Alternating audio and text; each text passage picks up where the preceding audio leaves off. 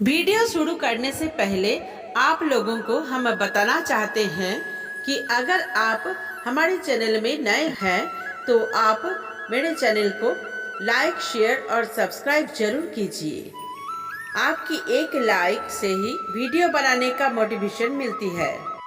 बहुत समय पहले की बात है। गंगा नदी के किनारे एक पीपल का पेड़ था। पहाड़ों से उतरती गंगा अपने पूरे वेग से बह रही थी। अचानक पेड़ से दो पत्ते नदी में आकर गिर गया। एक पत्ता तिरछा गिरा और एक पत्ता सीधा गिरा।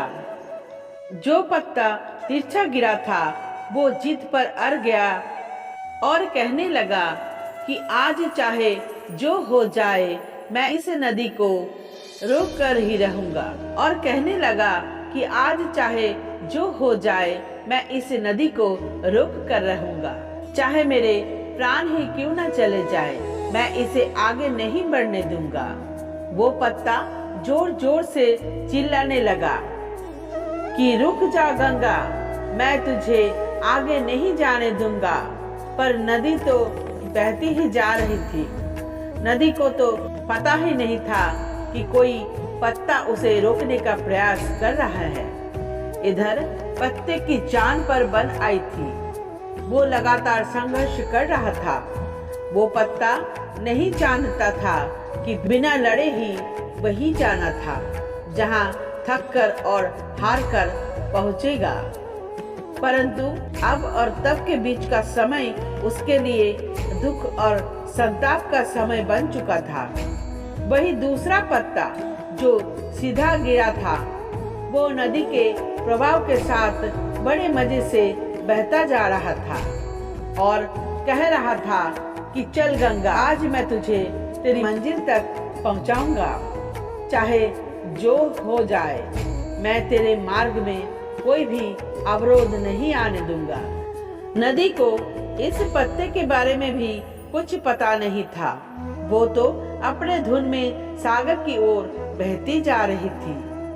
लेकिन वे पत्ता खुश और आनंदित था क्योंकि उसे तो लग रहा था कि मैं ही नदी को अपने साथ बहाए ले जा रहा हूँ। तिरछे पत्ते की तरह सीधी पत्ते को भी ये नहीं पता था कि चाहे वो नदी के साथ दे या ना दे, नदी तो वही पहुंचेंगे जहां उसे जाना है। अब और तब के बीच का समय उसके लिए आनंद का समय बन चुका था।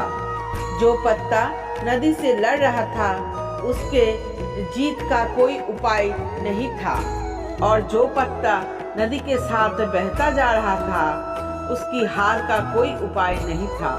दोस्तों, ये कहानी हमें ये सिखाती है कि जिस दिन हम लड़ना छोड़ देते हैं उस दिन से हम जीना शुरू कर देते हैं। अब लड़ना छोड़ देने का अर्थ ये नहीं है आप सपने ना देखें या उसके लिए मेहनत करना बंद कर दें, बल्कि लड़ना छोड़ देने का अर्थ ये है कि आप उन चीजों को बदलने की कोशिश ना करें जो आपके हाथ में नहीं है।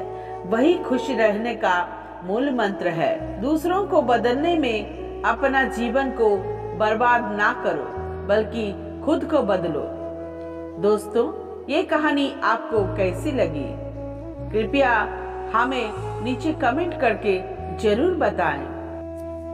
कर्म मुझ पर इसलिए नहीं टिकते क्योंकि मैं उनके परिणामों से जुड़ा नहीं हूँ। जो लोग इसे समझते हैं और इसका अभ्यास करते हैं वो स्वतंत्रता में रहते हैं। ज्ञान की भेंट किसी भी भौतिक भेंट से बेहतर है क्योंकि सब कामों का लक्ष्य अंतिम बुद्धि है। जैसे आग की गर्मी लकड़ी को राख कर देते हैं, वैसे ही ज्ञान की आग कभी कर्मों को भस्म कर देती है। अपना काम हमेशा दूसरों के कल्याण को ध्यान में रखकर करो। अप्राकृतिक कर्म बहुत तनाव पैदा करता है। हर व्यक्ति का विश्वास उसकी प्रकृति के अनुसार होता है।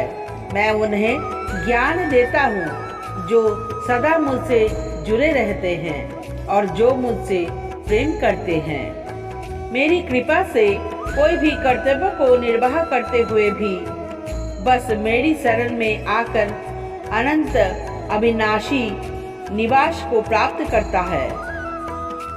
बुद्धिमान व्यक्ति कामुक सुख में आनंद नहीं लेता। जो कार्य में निष्क्रियता और निष्क्रियता में कार्य देखता है वो एक बुद्धिमान व्यक्ति है। मैं धरती की मधुर सुगंध हूँ, मैं अग्नि की ऊष्मा हूँ, मैं ही सभी जीवित प्राणियों का जीवन में और मैं ही सन्यासियों का आत्म स्वयं हूँ। बुद्धिमान व्यक्ति को समाज कल्याण के लिए बिना आसक्ति के काम करना चाहिए। आत्मज्ञान की तलवार से काटकर अपने हृदय से अज्ञान के संदेह को अलग करके अनुशासित बनो। मनुष्य अपने विश्वास से निर्मित होता है। जैसा वो विश्वास करता है वैसा वो बन जाता है। कर्म योग वास्तव में एक परम रहस्य है। कर्म उसे नहीं बांधता जिसने काम का त्याग कर दिया। अपने अनिवार्य कार्य करो। वास्तव में कार्य करना निष्क्रियता से बेहतर है। मन अशांत है और उसे नियंत्रित करना कठिन है, लेकिन अभ्यास से इसे बस में किया जा सकता है। केवल मन ही किसी का मित्र और शत्रु होता है। व्यक्ति या जीव का कर्म ही उसके भाग्य का निर्माण करता है। नरक के 3 द्वार है, वासना, क्रोध और लालच।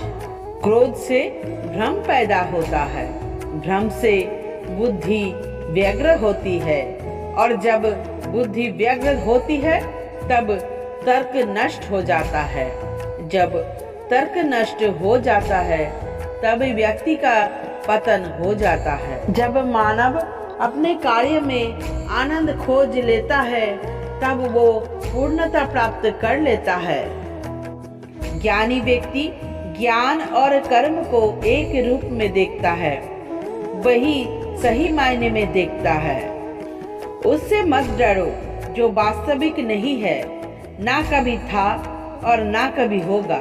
जो वास्तविक है वो हमेशा था और उसे कभी नष्ट नहीं किया जा सकता।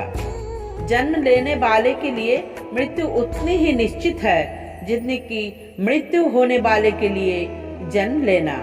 इसलिए जो अपरिहार्य है उस पर शोक मत करो।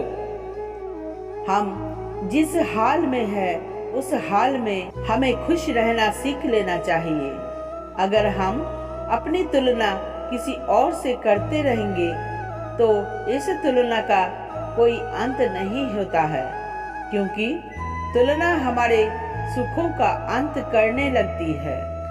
दोस्तों, इसलिए कभी भी अपनी तुलना किसी और व्यक्ति से कभी न करें, क्योंकि आप हमेशा ये याद रखना कि सूर्य और चंद्रमा इन दोनों का अपना अपना महत्व है और इसलिए इन दोनों की एक दूसरे से कभी तुलना नहीं की जा सकती है, क्योंकि दोनों में से जिसका जब समय आता है तभी वो चमकता है।